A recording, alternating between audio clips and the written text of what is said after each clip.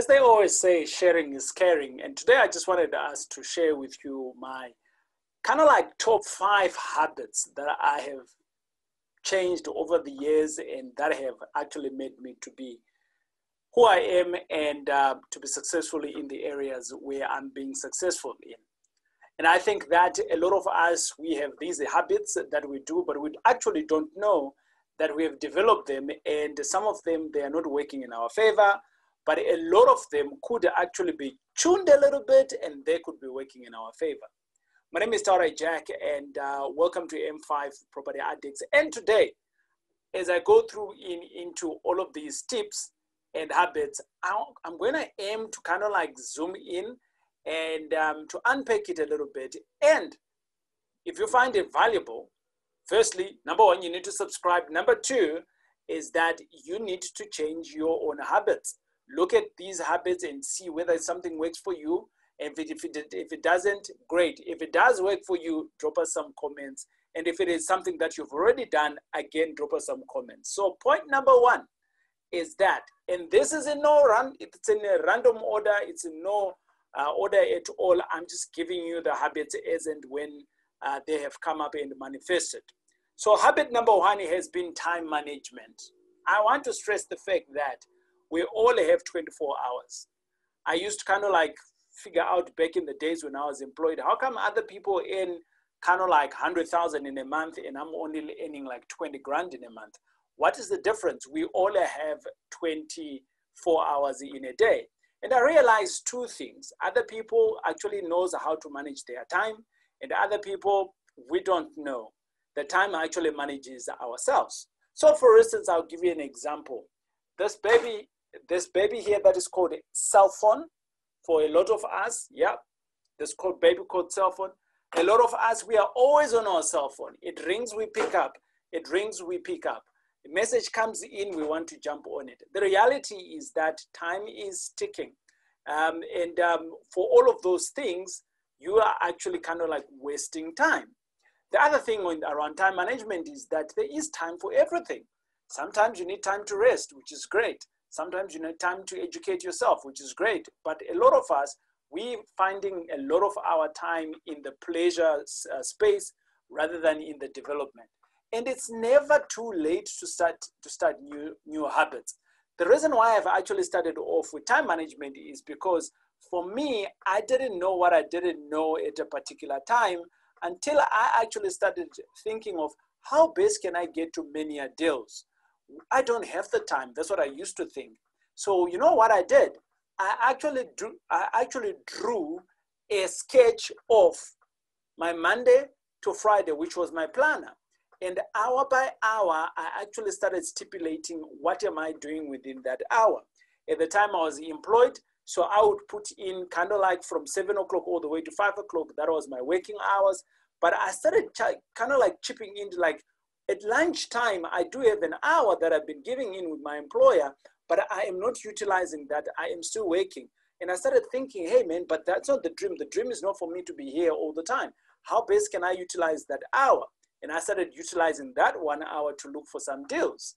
Whilst I am eating, I was looking for deals on my phone, right? I wasn't taking in phone calls. I wasn't taking messages and all of those things. I allocated time for messages and responding to phone calls. It doesn't necessarily mean that when someone else is calling you, you need to pick up. No, it just means that they want to talk to you at the time. You can always call them back at a later stage. You need to stay within your schedule. The more you have a detailed schedule of what your time is going into, the more you'll be able to start seeing results in your area. Right. Within the same area of time management, I also started seeing what I call dead time. So what is dead time? Dead time is you could be doing 2 things at the same time, but you generally just do one thing. So let's take an example, driving. So for instance, for me, I have turned my driving into university driving. So what do? Whilst I am driving, and these days I don't drive, but I used to drive. When I am driving, what I would do is that I'll be listening, instead of listening to a radio or listening to nothing, but I was actually listening to a book. So a lot of us, we are in traffic, an hour, 2 hours, and that could be educational time, right? You could be in the loo, right? You're sitting in there doing your business, minding your business. You could be reading too, or listening to a book. You could be doing exercising. Again, you are exercising. That's one of my favorite one, and I do that twice in a day these days. So you could be exercising, and whilst you are exercising, you are listening to a book, right? So you got an hour of exercising. So you are listening to a book for another hour. So if you've been driving and if you've been exercising, boom, I've just given you 3 hours. Some of us spent time in the loo, around about 10 to 30 minutes. I've given you another 10 to 30 minutes to listen to a book. Is it cheating reading a book? No, it's not. People learn in different manner. So if reading is your style, high five. Welcome to the club. So that is number one, time management. And I can drill in deeper in time management. But the thing is that you also need to just make sure that within your planning, you then stick to your planner. It's a schedule that you've put together, so stick to it.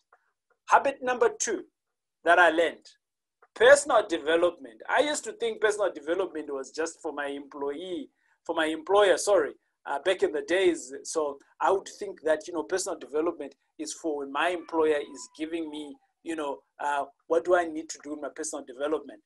I took charge of my personal development. Why did I take charge of it? When I realized that there were so many things that I didn't know, I started realizing that that is why I was failing in life, because I didn't know. So let's take an example. Had I not gone to sales classes, had I not gone to learning how to present to people, this year won't be happening today. But I knew, so by nature, my wife will tell you, by nature, I'm an introvert, right?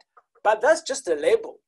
It's a label that I am. But what does it mean actually to be an introvert? For me, it just means that I excel better when I have just gone into my little cocoon and I'm by myself. I get energized by doing that, and then thereafter I am out. But the reality of many of us is that we become these introverts and we're never out there to progress what we want to do. Now, personal development helped me actually to get out of that. I started learning how to sell. So I talk nicely to people and I'm practicing it all the time. I started talking, I didn't know how to do what I'm doing now. And I learned how to do that. I didn't know, there's lots of things that I didn't know. I didn't know how to fundraise money, and I learned how to do that. So personal development, I didn't know how to write books, and I wrote a book, my book, From Bad Day to Property Mogul. I didn't know how to actually put deals together, and I learned how to do it. And guess what? I haven't even arrived. It is my mission to actually learn. How many things am I learning at a time? Just depends on my disability. My wife generally calls it, hey, TJ, it's not disability. Disability is something that's permanent on you. I'm like, yeah, it feels like a disability if I'm not able to do something. But the point here is that you can be able to develop yourself. And there's many ways you can do it. Reading books, attending seminars, going to school. There's lots of ways that you can do it, right? These days, you might even go to a library. The libraries are empty. Each time I go to my local library, there's like 3 people in there. And I'm like thinking, what's going on? You don't even pay anything, right? Anyway, habit number 3, and again, in no order. Habit number 3 for me is that I started learning how to exercise. I didn't used to exercise back in the days, and exercise does something to your body. And I'm not talking about, getting to be Arnold Schwarzenegger, 1980, 90 what. No, I'm not talking about that. I'm talking about just exercising, making sure that your body is fit to its, not optimal, but to where it's supposed to be versus your age is, right? Like for instance, if you jump onto many apps these days, they recommend that you should be doing at least 6,000 steps in a day, right? Lots of us, we don't even know how many steps we do. Maybe you're sitting on 200. 6,000 steps is a lot of steps. That's about close to about maybe 3-4 kilometers. With cars these days, we don't even travel that much by foot, right? So The whole idea of exercising is that you need to find your poison. And when I mean your poison here is that you need to find the routines that work for you. Why do you want to exercise, or why did I start exercising? I realized that for as long as my body is healthy, this here is also healthy. If my body is not feeling like I'm good, this here is also not going to feel like as if it's good. So a healthy body works out to a healthy mind. And that goes with looking after your body. The more you look great in your body, the more you're going to be looking after your skin. So it's not just about exercise, it's just about looking after yourself. So when you look, the more you look after yourself, the more you're thinking better, the more you're progressing in your thinking. But for me, it just starts off with small exercises. What are the small exercises that you need to do? You wake up in the morning and you just want the blood to rush, okay? For some married people, they're like, yeah, TJ, I know we're going to be doing it. No, I'm not talking about that kind of exercise. I'm talking about, normal exercise that you don't do whilst you're in bed, right? So get up and stand somewhere and do some flapjacks and whatnot for like 3-5 minutes. Get your blood to pump, right? And your heart to pump. And then thereafter, you go and take a shower or bath or whatever it is.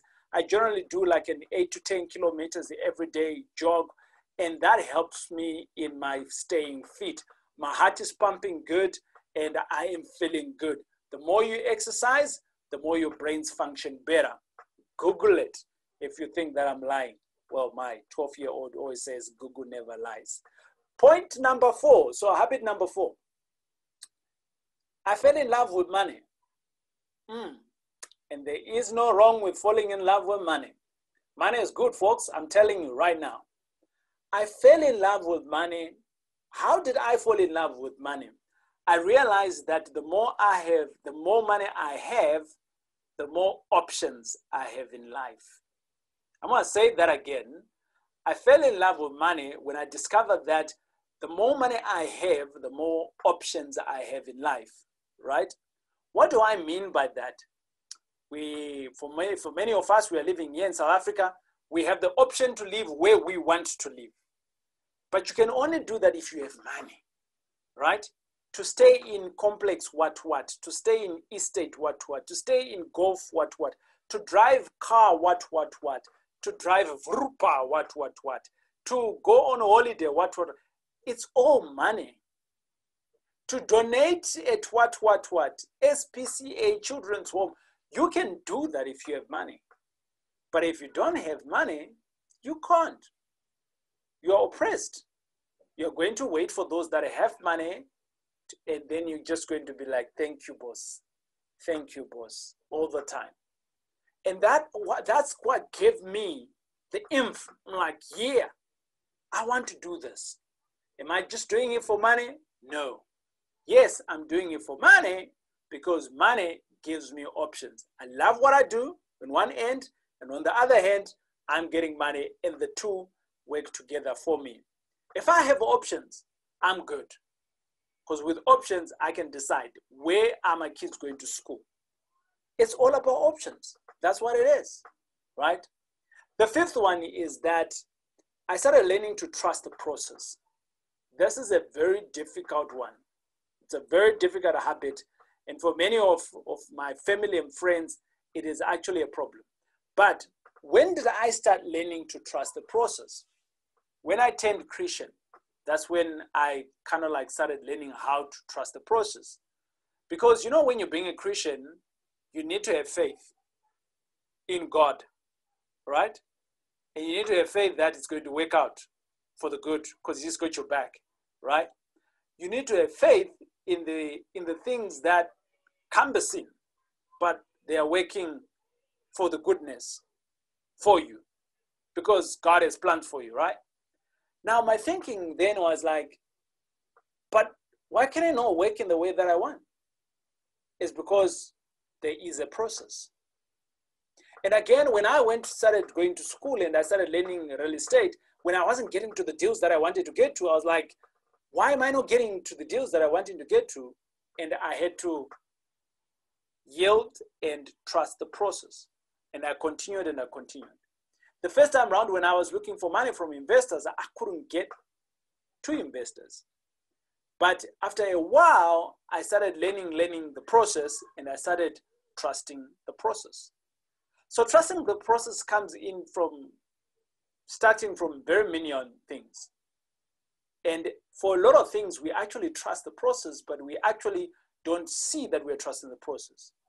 Take the art of making tea. I'm British by heart. I enjoy tea. So I can take tea anytime.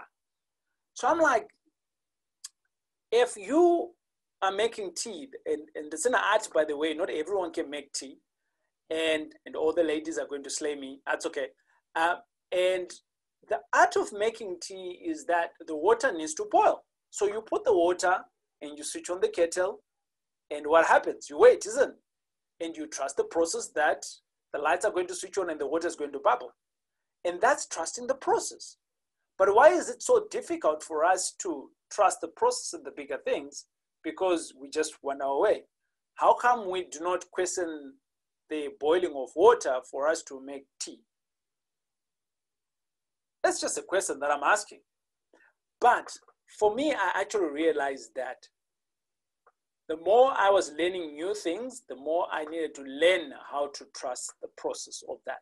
Because everything has a process. Anything that brings to success is a process. It's not an event. If it's an event, it doesn't last forever. Then the bonus that I want to give you guys is that my habit number 6 that I learned and that I'm still implementing, I implement this day in, day out, is understanding why you are doing something. There's many books that have been written about understanding the why or knowing your why and all of those things. If you've got a bigger reason of why you're doing something and you are consistently checking in with your why, I check in with my why every day. So every day in the morning, I write my goals. Every day in the evening, I write my goals. When things are not working out, I write my goals. Why am I writing my goals? It's because my goals are my why. So when I am working within my why every day, every time, I got these small little notes.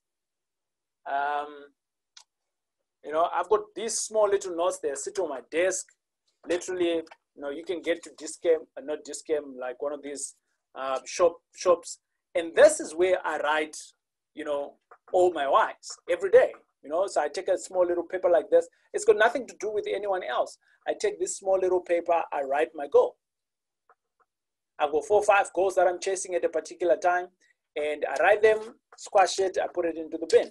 I'm the only one who understands my why. Sometimes I write them in a gibberish English. Why? Because the why is for me, it's not for anyone else. But what am I doing?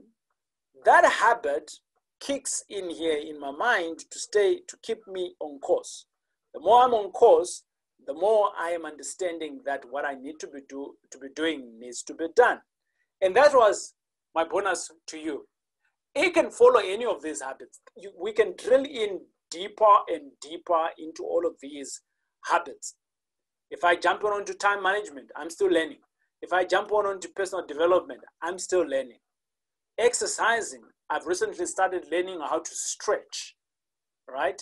Not just exercising, but stretch exercising, right? I've recently started learning to be more in love, in tune with money, to have a relationship, a deeper relationship with money. Hey, TJ, you're being deep. That's okay, right? And I've started now to understand my why versus where I am in my season. The goal doesn't change, but maybe the how might change. And obviously, the last thing is that all of these things, if you have faith and you're putting action, it will happen. Hey, it has been great hanging out with you. My name is TJ, and we'll check you out. And if this has been of help to you at all, I urge you to click on the subscription button below and hit on the like button. And if you've got any questions around some of these things or some of the books and things like that I've been reading around to help me within this process, just drop me a comment in the comments or ask a question and we'll certainly get back to you. Cheers. God bless. Bye.